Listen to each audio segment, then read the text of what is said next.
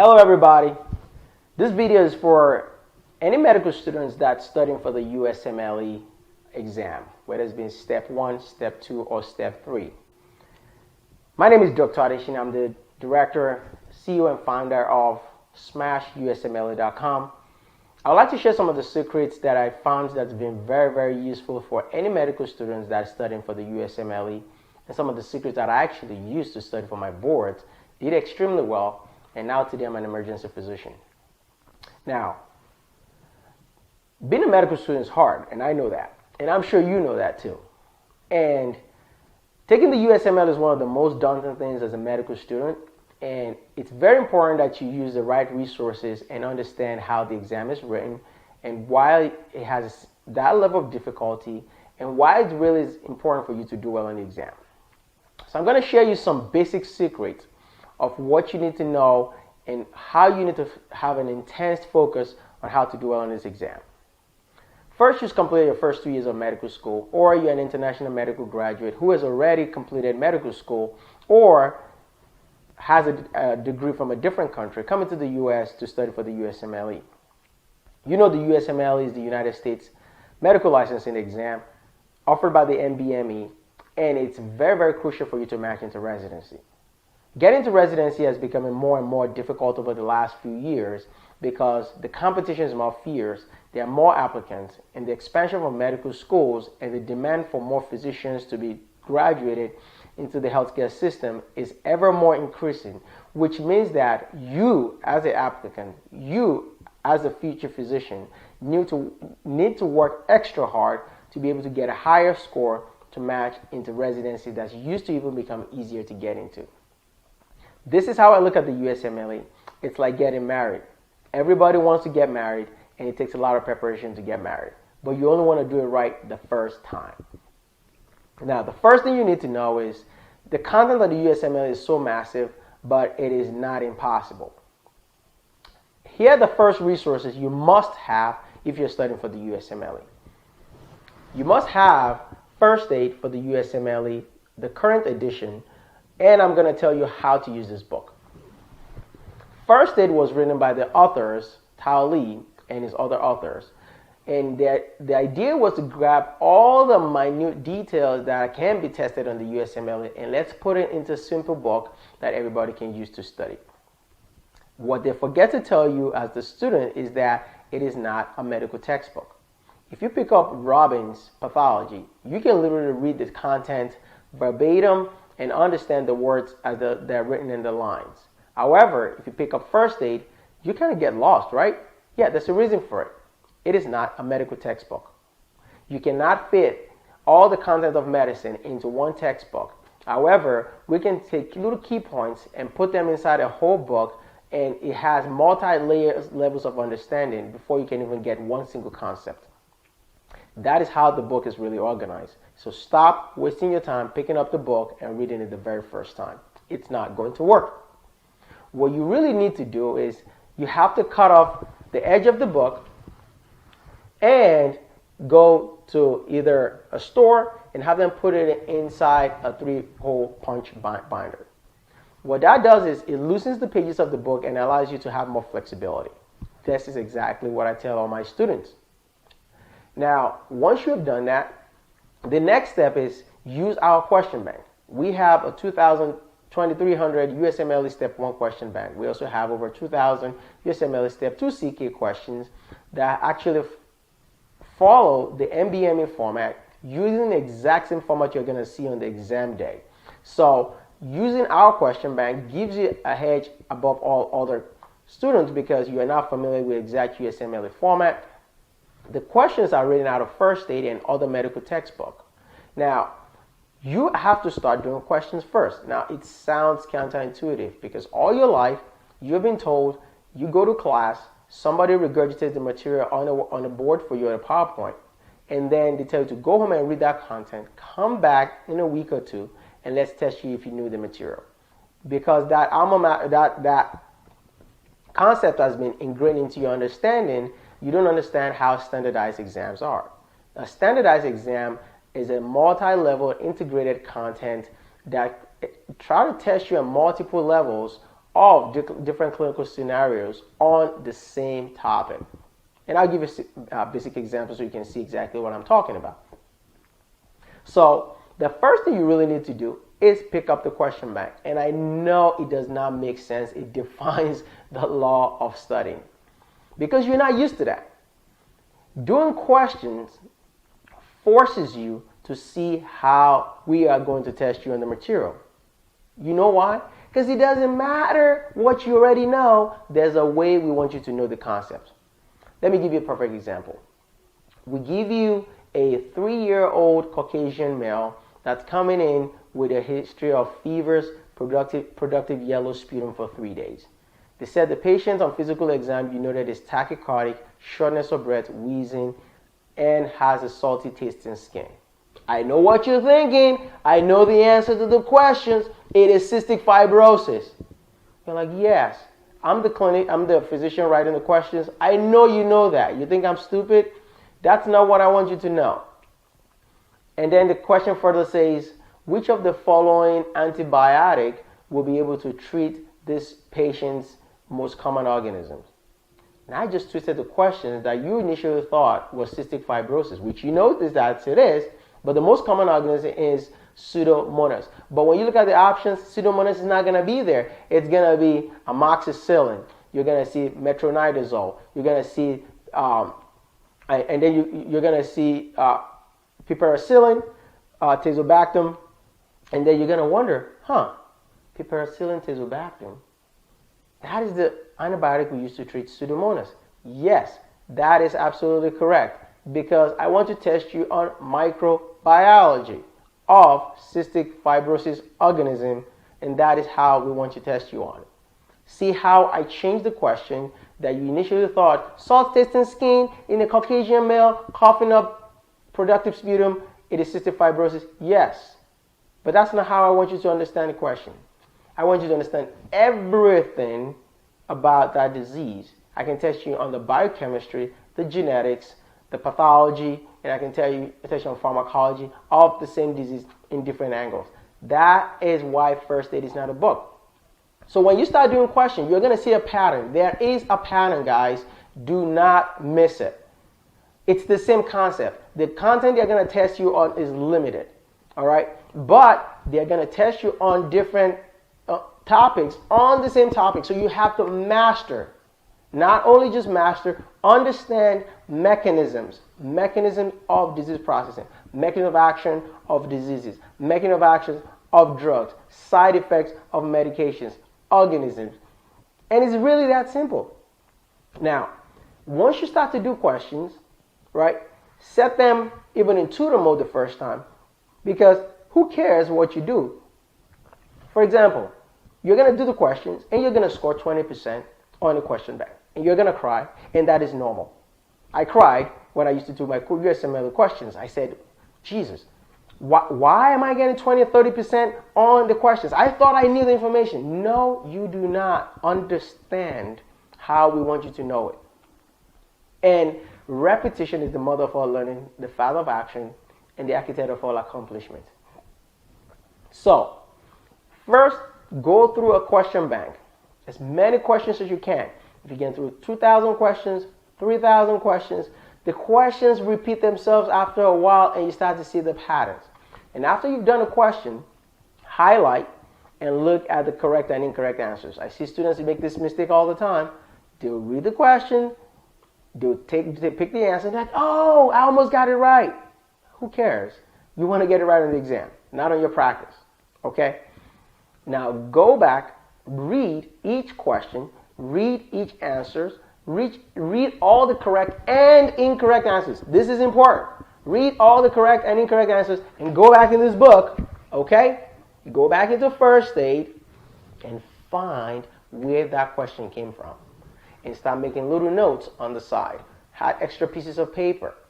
Do that over and over until you finish the question bank. By the time you're done with the question bank, your first aid is going to become a book. It's actually going to become so repetitive, you will have ripped the pages and fill the pages in your hands and master almost all the content on each page. After you've gone through the question bank and went through the book, now you can start reading first aid. You know why? Those little notes that you've written has turned this book into an actual textbook. Now the words are going to jump out into the page. When you see TSST1, you're like, yes, I understand what TSST1 in the Staph aureus toxin is. All right. When you see a patient with lupus and you read the lupus chapter, you're going to understand, yes, I understand lupus. I know it's like antibodies binding to DNAs, right? I understand why now they have pericarditis. I understand why they have arthritis, right? I understand why they have the malarash, not just memorization. That is the secret, guys. Now, you are going to need multiple books to supplement first aid, but first aid will be your Bible. Now, if you don't understand neuroscience, pick up Dr. White's neuroscience book and read it. Understand it. Take little notes. Do questions that are related, and then add those content into your first aid. That is your primary book.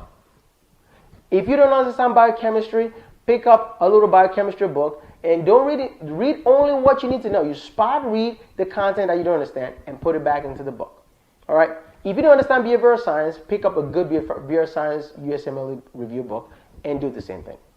And this is how you're going to eventually develop your own textbook and turn this book into the ultimate book you really need to make it into. Now, after you've done that, you want to test yourself.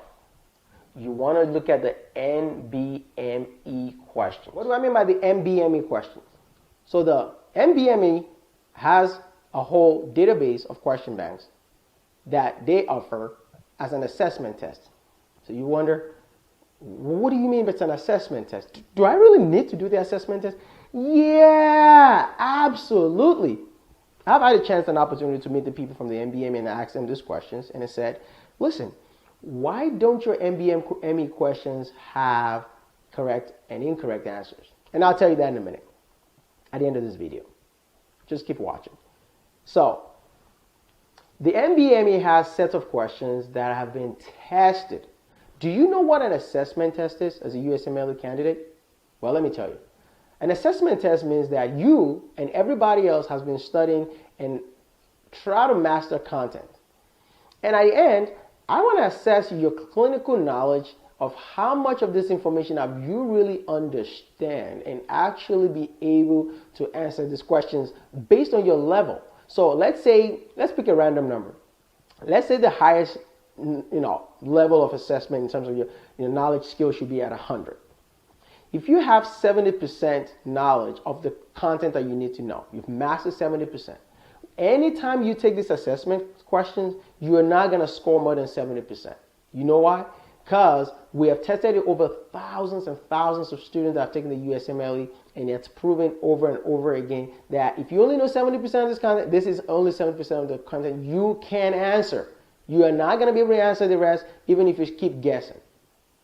That is an assessment test. It tells you, are you ready for the test? And this is the range of what you're going to score in the real exam. That's scary, right? It's like looking at yourself in the mirror.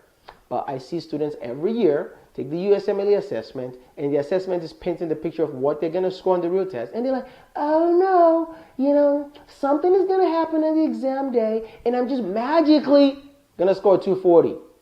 When you're scoring 210s on your assessment test, and let's say you wanted to do dermatology or you wanted to do something competitive, anesthesia, and you're like, oh, I scored 205, but I know by Tuesday in 3 days, I'll be ready, and let me just go and take the test because I'm going to score 245 because that's my dream score. No, you're not going to score 245 in the exam.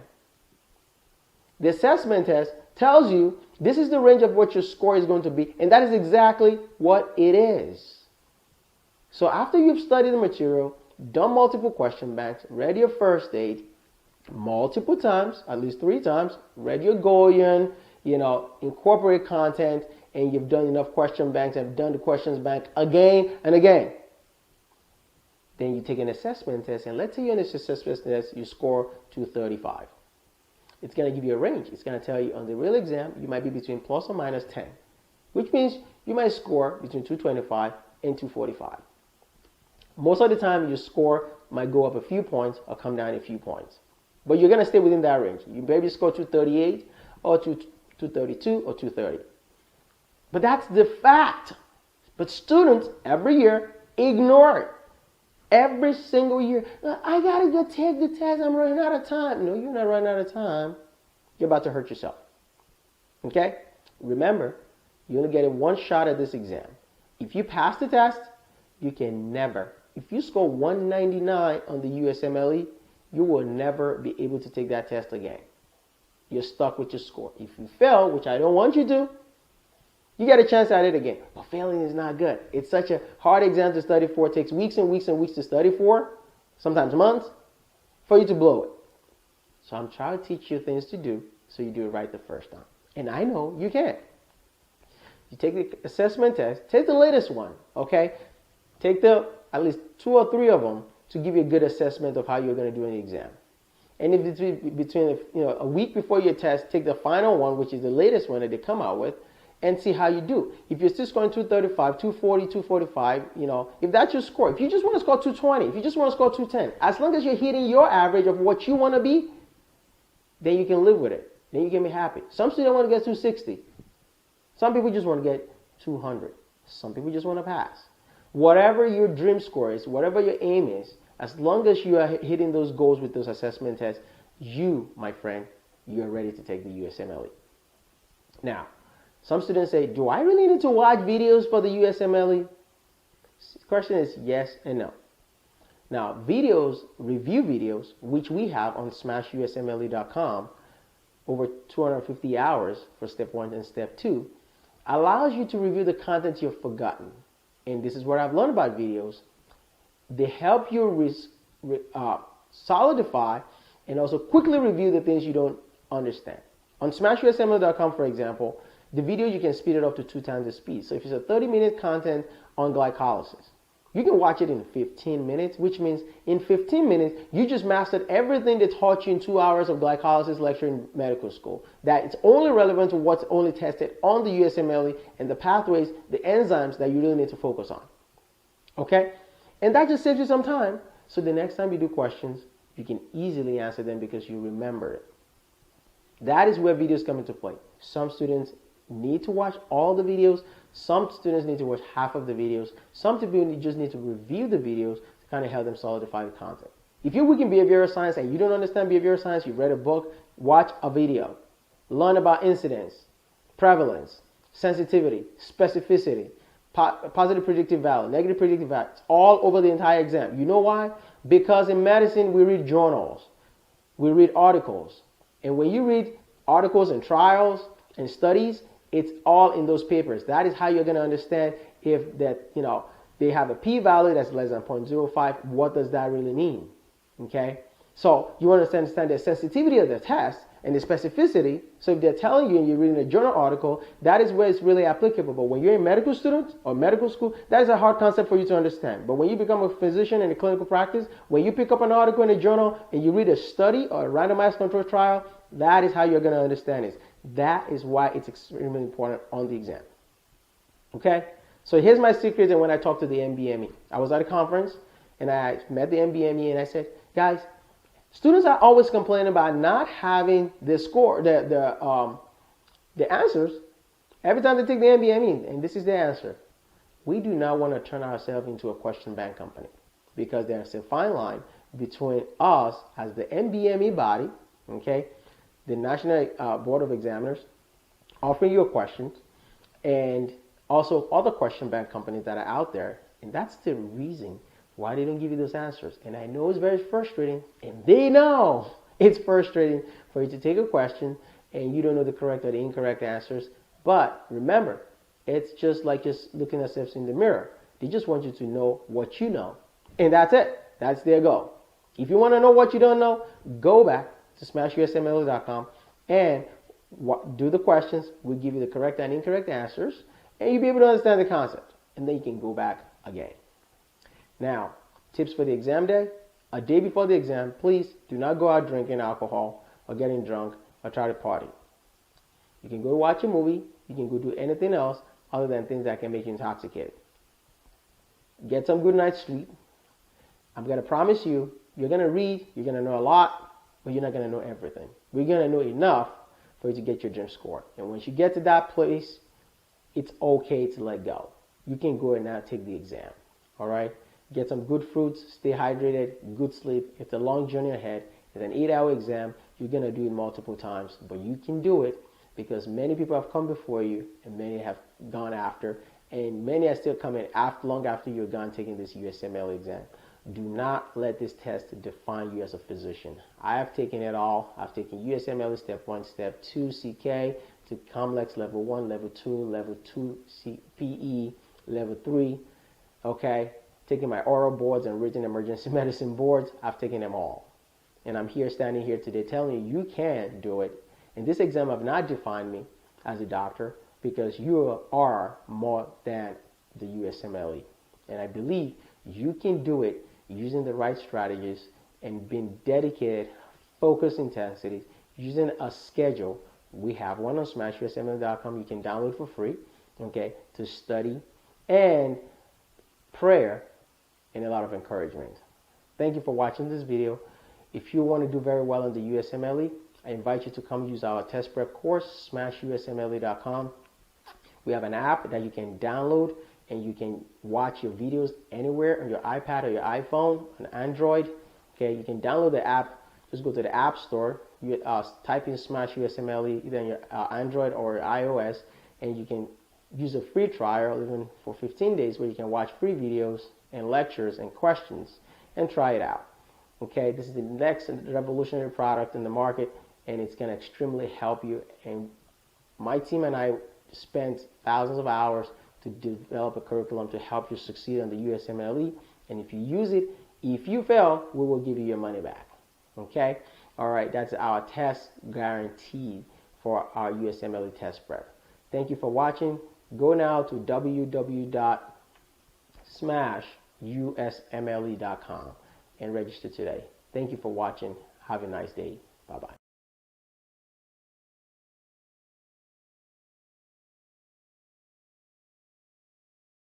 Hey, thank you so much for watching the video. I hope you learned a lot. Are you studying for the USMLE Step 1 or Step 2?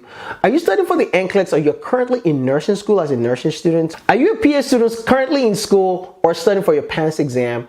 Or are you a nurse practitioner student or trying to take your NP board exam? Listen, I've got super awesome content for you. If you truly love this video and it simplified your learning process, I want you to check out my website below. I've listed all the list of exams, whether you're studying for any of this board exam, and all I want you to do is click on the link right now below so that you can take you directly to my website. For USMLE, just go to smashusmle.com. For NCLEX, go to crushnclex.com. And if you're studying for the PANCE exam, the nurse practitioner exam, or you're studying for your internal medicine board exam, just click below and it'll take you directly to ftplectures.com. Listen, I can't wait to help you. If you need to get in touch with me, just get to my website, you're able to reach me directly, and we can work together one-on-one. Listen, you're super awesome, and my goal here is to help your dream come true. If you want to be a doctor, want to be a nurse practitioner, a registered nurse, or physician assistant, I'm here to help you get to that next level. With your medical knowledge, let's save the world together. I love you guys. You guys are super awesome. And do not forget to click on the link below to be able to get to my website. Also, don't forget to subscribe to my channel. You guys have a great day. Let's go.